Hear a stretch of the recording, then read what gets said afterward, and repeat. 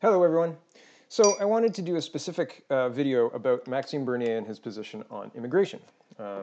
I spoke, I did a video about Andrew Scheer and Michelle Rempel's immigration announcement, and then I was not very impressed with that.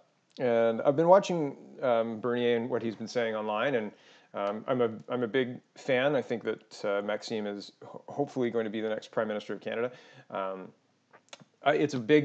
It's a long road, and it's certainly not a probability at this point in time. He's got a lot of things that he needs to get done between now and then. So I'm certainly not saying it's an easy trek and, let's go to the Prime Minister's office now. But what I am saying is I like his message, and I'm going to share his message with you. So here we go. Here's what he's been saying. The dates and the times of the tweet are there, and I'm going to read them out and kind of give you the what I think. So after all of these tweets. So there's a bunch I'm going to read. Okay, so August 21st, quote, "Successful immigration depends on social acceptability and the maintenance of social harmony. Many people have asked, how do I know there's too much diversity? When I see that half of Canadians believe immigration levels are too high, I know we've reached that point."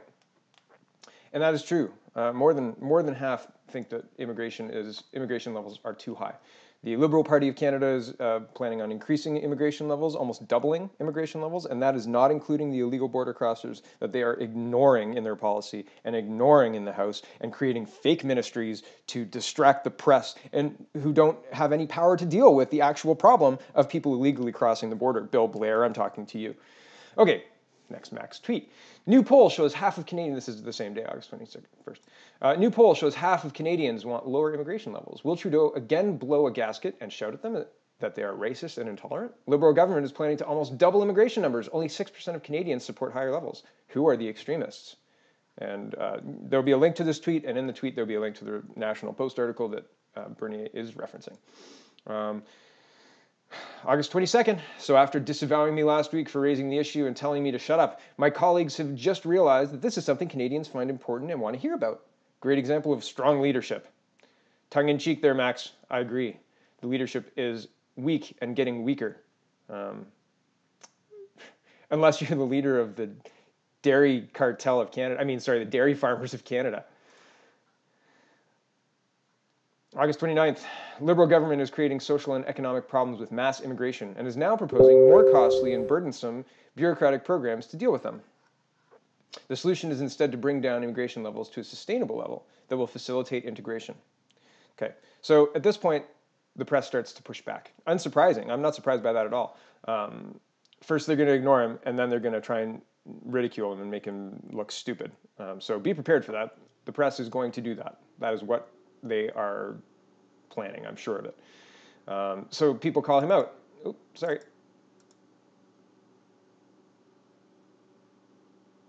This is August 29th as well. For decades, the only discussion has been over how much more. Any other opinion is attacked as illegitimate, racist, and bigoted. Before getting into a specific number, let's start by having a respectful and open debate and listening to the concerns of a majority of Canadians. John Iveson, this is in response to this tweet. What is that number, Mr. Bernier? So, and this tweet is in response to this tweet, so we need to have a sustainable level.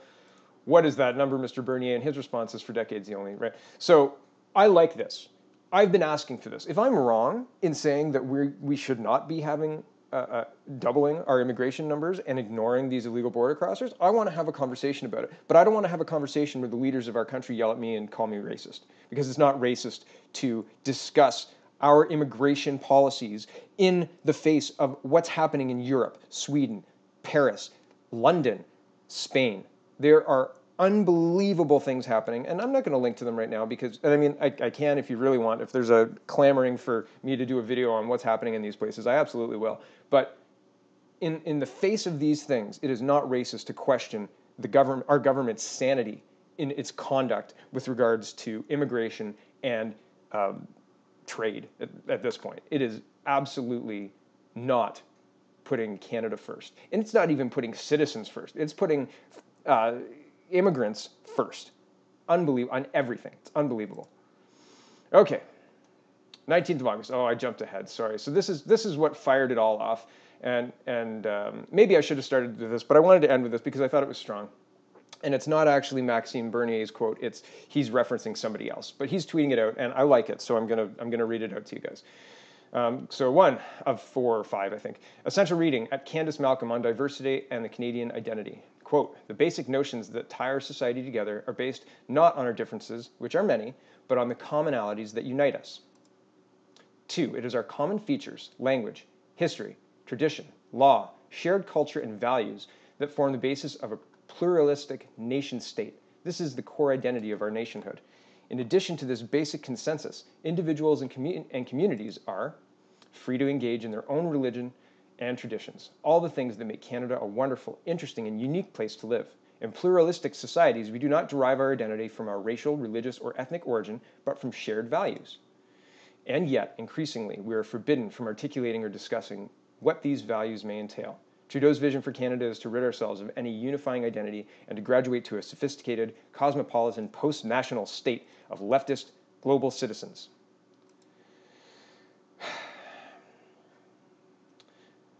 Well, I'm going to finish here and then show you what Max is doing, and then we'll go. So I like this. We need to have a national identity, and we need to have one that is transcending a personal identity that is welcome to incorporate your religion. We have right of religious freedom in Canada, absolutely. Express your religion and your family and your language and all of the things that make your culture fantastic. But welcome to Canada. You are Canadian, and we have shared values, and we have a body of law that we all follow.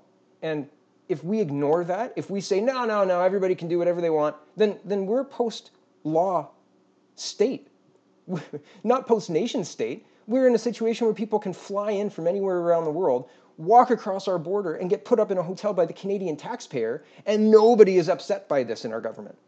In fact, they think that's okay. So we need some serious changes. Serious changes. I implore you, please look into Andrew Scheer's plan. There's a video about it. Link will be in the description. I made that video, but please, it links to the sources. Read them. Watch them. Ask questions of your MPs. What got us into this mess is Justin Trudeau seemed like he had the best interests of Canada at heart, and nobody asked him really hard questions. Or if they did, his answers were not scrutinized the way they should have been. He is not for Canada.